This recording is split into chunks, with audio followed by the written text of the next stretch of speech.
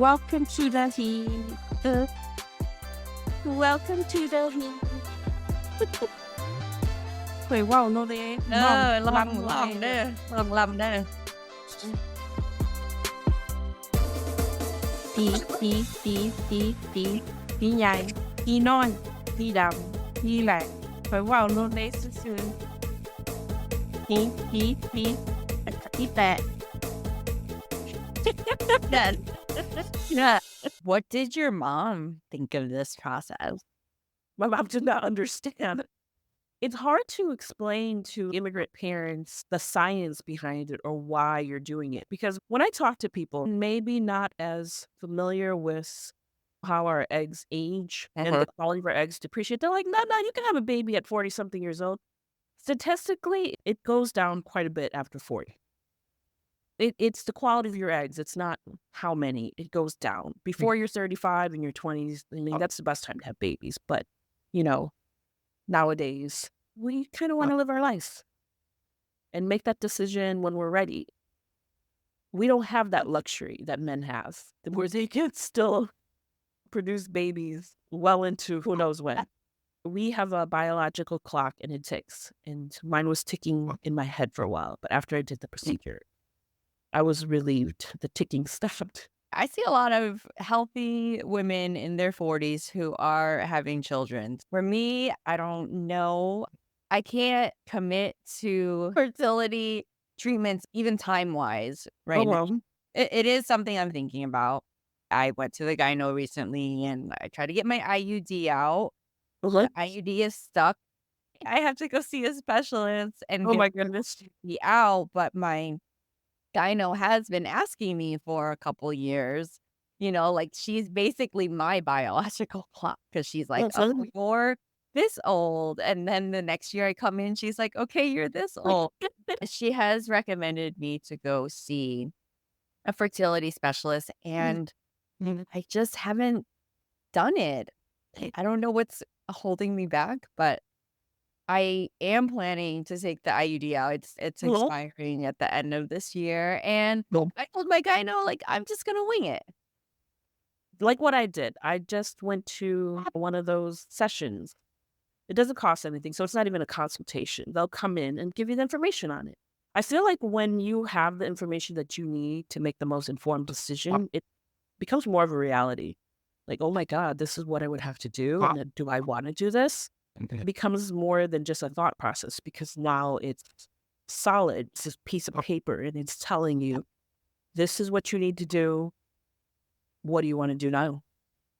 I think that's the thing. It's the fear of knowing the actual steps, and then the next thing that I have to do is make a decision. It's like, do I want to pursue it or do I not? And I am avoiding it. Understandably so. It's not an easy decision, even though it seems like it's so simple. Do you want to save my eggs? You would just think that that would be, I mean, even for me, for someone who did it, like, I don't know anybody before me, like any friends that actually did it. If I did, they told me later, one friend it was because she had an issue with cancer, So if you have cancer, I believe that the procedure would be included in insurance. But other than that, I didn't know anybody. I couldn't even talk to anybody and ask these questions. I would talk to people who had their embryos frozen or who went through the fertility process. For me, it's just egg retrieval.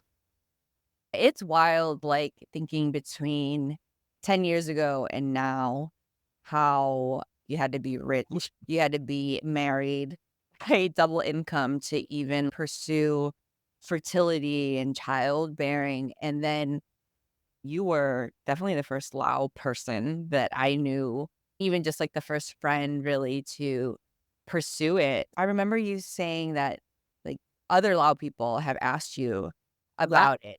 It's like, to think about how in Laos, this is not really something that, Science. unless you're like, I mean, I don't know, I guess, but I'm kind of assuming that there's a high demand for egg freezing because women are not implored to wait. Most people are having children much younger. So what are those conversations been like when you talk to other law women? Well, I kind of feel like maybe back then, maybe in my mom's generation, even in my sister's generation, this wasn't a topic that would come up. But like ever since I was young, I always just knew that I really just wanted to concentrate on my life and not really worry about having kids and even a partner. It just, you just want to worry about myself. And I was like, is there such thing as, can you freeze my eggs, after I turned 30? And I would always tell people, I'm like, I want to freeze my eggs. I want to freeze my eggs. It just sounded so foreign just to say it. And, you know, I didn't know that me talking about it would turn into a reality of it because it wasn't at the time, it wasn't a high demand, even 5 years ago. So it's now it's a topic. Now, like women ask me about it, like all ethnicities. They're just like, oh wow, you did that. That's so cool. And they would tell me, I remember you talking about that for a while. And I was until it became accessible to me. So it's like what you're saying, like it wasn't accessible, but they made it in a way now where they made it affordable because it's only egg freezing. And then they made it accessible by offering financing just for this egg freezing. And they have companies that will do that. So now if you want to get it, you can buy a car, you can buy egg freezing. What I hear is like they're kind of popping up everywhere, They're which starting. to me, like I'm always suspicious of like, you know, these are scams or like very exploitative, right? Like even just hearing you tell your story and share your desires where it's like you could tug at somebody's heartstrings and like exploit them in the same way that vet clinic exists, right? Like they are like, oh my God, your pet needs this and this and this. Have you had to like navigate any of that in your research? Mm, no, I kind of feel like it wasn't like that at all because most of the people that they're like me, they're thinking, I just want some insurance in case I get to an age and I don't have a partner that I can do this still. I didn't feel like I was being exploited or that they were doing that in any way. I kind of felt like the opposite. Like they finally listened for someone like me. They've always been able to do it, but now they came up with something that fits me and my desires and my lifestyle. Mhm. And they made it accessible to me. So even if you're someone like me who desires this, it is not an easy process to accept. It's not even like, oh my God, I'm going to go and the next day here it's done. It's a long thought out process. And the people who are looking for it, we genuinely want to do it. And finally, it feels like we're being heard. Not exploitive at all because, it's a really deep, meaningful process. You have to really want it. And when they get people like me, we don't make that decision very fast. I mean, that's important to hear your perspective and the decision making that went on around it. And I'm interested, like, because you were planning this without a partner, Mhm. right? What were you imagining for the future? Did you imagine you would get pregnant with a partner, or were you thinking, like, even if you had a donor, would you want to be single and have a child? Did you think about that? To me, I was most likely going to meet somebody that I wanted to have a baby with later in life, maybe when my body was not able to do that anymore. The older I got, the more it weighed heavily on my mind. Like, oh my God. Like, what if I meet somebody and he really wants kids too, and I want kids. And, we want a biological child. There's certainly other options, adoption, so forth. But, we just want one that we created. Did that affect the way you dated people? Like, did you feel that you had to tell them right away? I speak about my body and I talk about my he topics very openly. First date, he So I'm very, very open about my female fertility topics. I realized that when I spoke to a lot of different women, a lot of people seem to remember me talking about egg freezing. And so Mhm. when I actually did, they're like, "Oh my God, you did that egg freezing thing that you were talking about for years." It was a very open topic for me. I'm like, "Oh, I want to freeze my eggs." Like, I just do. One day I'll find somebody who will do it for me. Lite vanligare än Hina. Yeah, people are like, "You could just have a baby." "Oh, no, no, no, not Diony," "Oh, oh, oh. Too soon, not now." Yeah. Because All that's the right. reality, Yeah. once you have kids, that's an 18-year commitment at least. That's just the bare minimum. Your life is no longer about you. It's about to the new life you created. What advice do you have to people who were in your shoes a few years ago? What what's important to you? Is having a child that's biologically yours important or having a child, a family? Like I always knew I didn't care if the guy had kids because I love kids, you know?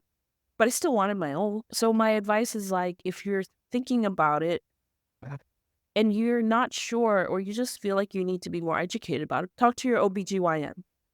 Talk to your therapist about the future, how you see yourself as a partner, how you feel about having children. All of these things all tie up together.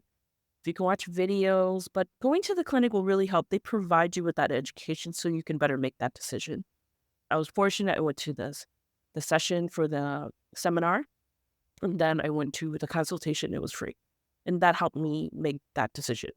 I'm hearing that y'all need to do your he search. Yes. Like, get the info, hear it from multiple sources, and have some he talk with your therapist. That's an important thing that we talk. Yeah, talk about what it is that you really want, because I don't think a lot of people really take the decision making around having children. People feel obligated to do these Yeah. things. And so choice, right? Like really understanding that this is your choice. You're Yeah. choosing to bring another life into the world. And like you said, it's a 2 decade plus commitment. So that's really great advice. Yeah, that the he talk is really important. I think one thing that I really have never been afraid to talk about was my he, and maybe that's why this podcast came up. Because I'll literally meet people and I'm like, oh my god, I'm gonna freeze my eggs. I'm talking about myself, my he, my femininity. How I see Mhm. my future. I knew it wasn't gonna happen before 40 because I just wasn't trying to have it happen before 40. That's powerful to just like as a woman be honest about the things that you want, right? Like you said you were surprised that this talk led into the action, but that actually doesn't surprise me at all. You have to talk about it and think about it. The more that you do that, your ideas get clearer, right? What I hear from you is a resounding yes. Whether you're looking for love, maybe you want to move to another state, like you manifest that. And it's okay that it doesn't happen in the time frame that you want it to. You Mhm. just have to keep talking about it and you have to keep that goal in mind. Life is a process and things happen in life and we don't always get what we want when we want it. Mhm. But you keep talking about it. Like, I mean, how long have I been talking about California? We can want it all. Like we Yeah. can want career, love, family, adventures, as long as we talk from our he and then work towards it. Yeah, it starts with your he and it goes actually, does it start with your jai and then go to what? We hope you enjoyed listening to the He censored feminist musings from the minds of Noy Munduong and Sunisa Nuansi. We created the space to vaulin namkan, but also to look and listen critically to our mother cultures and traditions. We're starting by reclaiming the he. Kapchay Lailai, Pinong, and big ups to all our friends and fam for going on this healing journey with us.